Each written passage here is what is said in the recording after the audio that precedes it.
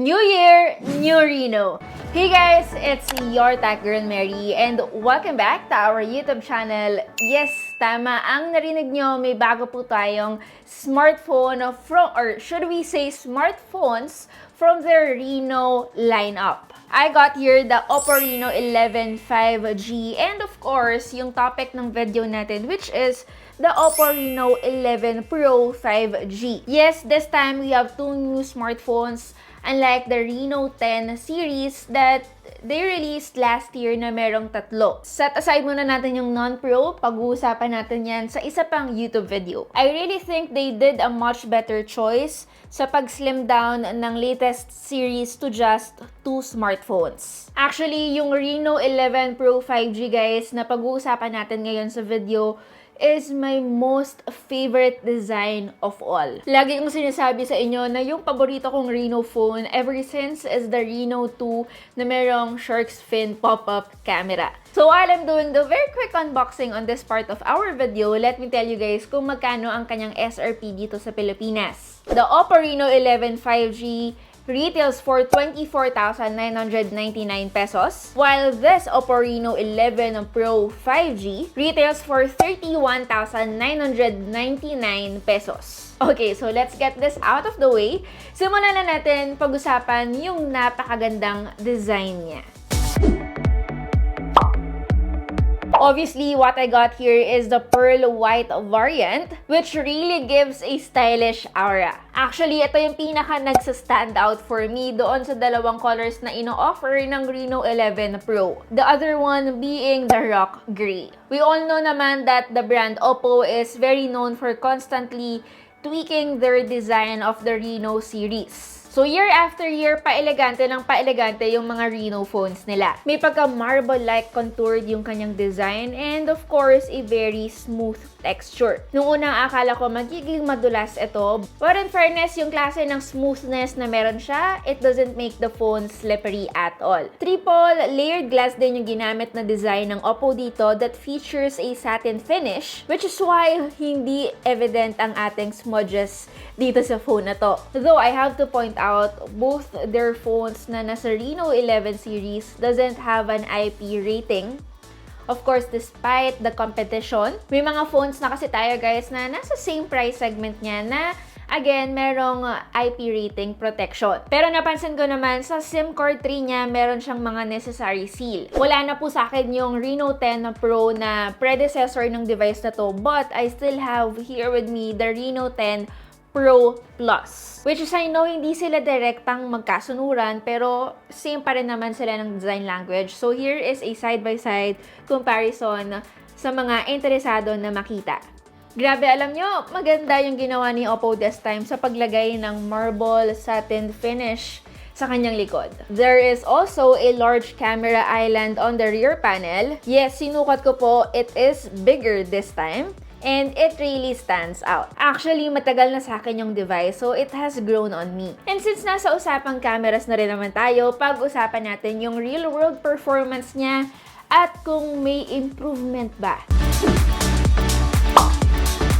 Okay, so to be honest, OPPO's camera remained mostly unchanged compared to last year's OPPO Reno 10 Pro. We still got the same 50 megapixels Sony IMX890 primary camera, which is again comes with OIS, a 32 megapixel Sony IMX709 telephoto camera, and of course, the 8 megapixels ultra-wide angle camera. And for the selfies, we got a 32 megapixels camera that also has an autofocus. So what did OPPO claim this time? Actually, they said guys that they changed the way they process their images on the OPPO Reno 11 series, stating that this is the new hypertone imaging engine that will deliver better portrait photos with improved color, depth, and detail compared to last year's model. Kaya rin naman kung makikita nyo yung mga photos natin, they are really good,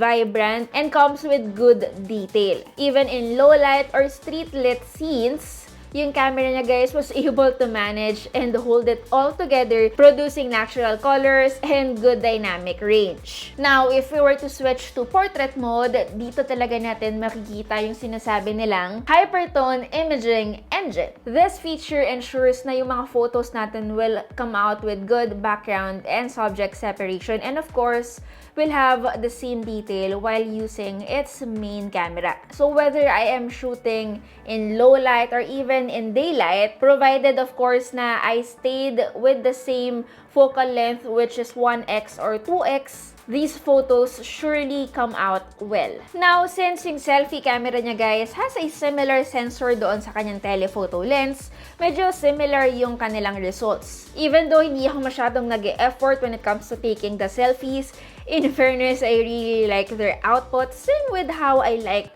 the output of the OPPO Reno 10 Pro. Now, if you guys also want to see yung mga ultra-wide photos natin, I would say they are average in terms of overall image quality. They are passable both in daylight and even in low light. There is also a noticeable different color tone, warmer compared to the primary camera and telephoto. Now, if you guys are curious kung kamusta yung camera interface niya, kung parehas din ba sa Reno 10 Pro, from what I noticed, parehas lang po sila. Although same with last year, it doesn't come with a macro mode option kahit na wala rin siyang dedicated macro camera. Not like I'm complaining, hindi ko naman siya technically hinahanap, but just in case you guys are looking for it, wala po siya. So yes, it is possible to shoot close-ups from as close as 10 centimeters. As for video, finally, selfie camera gets a 4K 30fps video recording. And then for the rear camera naman, the same, it offers 4K 30fps. Yes, no 60. And typically, mas mataas talaga ang contrast para siyang may filter kapag tayo ay nagsushoot ng 4K again. Pero buti na lang, well again, depende to sa nagsushoot ng video, medyo sanay na yung kamay ko, kaya hindi rin ganon ka-shaky yung ibang footages natin. Okay, so now na alam nyo na maganda yung kanyang design. It's good in terms of camera performance. Kamusta naman yung display, software, and performance niya?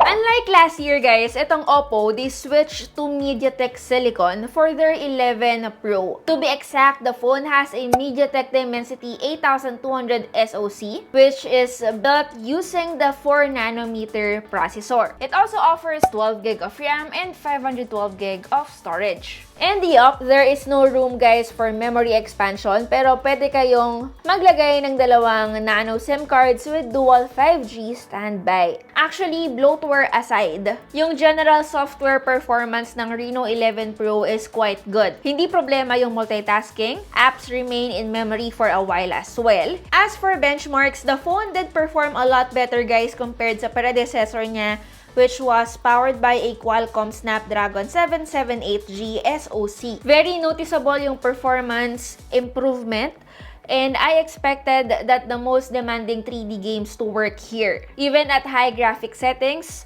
it was just fine without any hiccups. Lag-free din ang gameplay natin with graphics set to very high and the frame rate set to very high as well with Call of Duty. Actually, it was also possible to play Call of Duty Mobile at ultra frame rate settings pero limited siya to 90 FPS. Now, while we were doing the game test, napansin ko na single speaker pa rin siya. But I found the audio quality to be sufficiently loud. Pero again, since it's not dual or stereo, hindi siya ganun ka-immersive. So kung gusto nyo ng ganong klase ng audio experience, I suggest you use an earphones.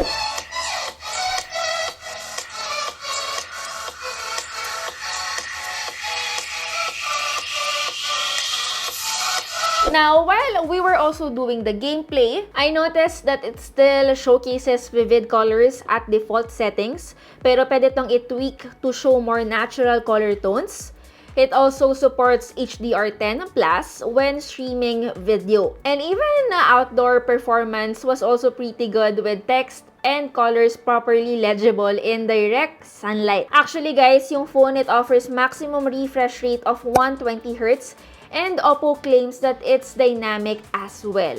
And during our testing, nag-switch between 60Hz, 90, and even 120 when needed. But often guys, nagsistay lang po siya sa 90Hz kapag binabrowse na yung software interface niya or kapag ginagamit yung applications. Now, for the battery department, I know manipis lang yung device, so medyo expected ko na may kababaan yung kanyang battery capacity. It is equipped with a 4,600 mAh battery, which for me, for heavy use, about 7 to 8 hours of screen time. Which means, guys, that this is more of a one-day smartphone. But thankfully, kaya din pala medyo may kabigatan yung box ng OPPO Reno 11 Pro compared dun sa non-Pro is because this is using an 80 watts charger. We were able to manage to get 60% charge in just 15 minutes. And to complete it, guys, 33 minutes lang. Actually, kung mapapansin nyo, yung specifications nga, I know na very minimal kung ikukumpara natin sa kanyang predecessor, which is why what I'm going to tell you guys is, I really think this phone is meant for those who are planning pa lang on getting the Reno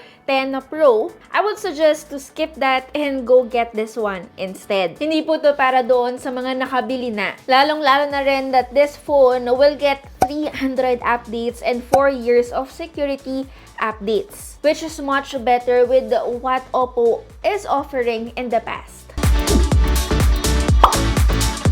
Now, for my early verdict, 2 linggo ko pa lang din naman kasing ginagamit to and dadala ko siya sa Hong Kong, kaya rin kung mapapansin nyo, maganda yung mga sample shots natin. One, its design and texture have changed. Camera performance also has improved, but really more on its portrait department. May mga performance and battery life improvements din ako nakita sa kanya. So yeah, I do think it is a well-built smartphone. It will appeal to specific set of buyers, especially to those who are really planning on getting the Reno 10 Pro but still can't decide. Actually, ito na yung sign nyo, and instead of that phone, you might wanna get the Reno 11 Pro instead. Dalawa lang naman yung problema ko sa kanya. It's the lack of the IP rating and of course, no stereo speakers. Anyway, for now, that's it.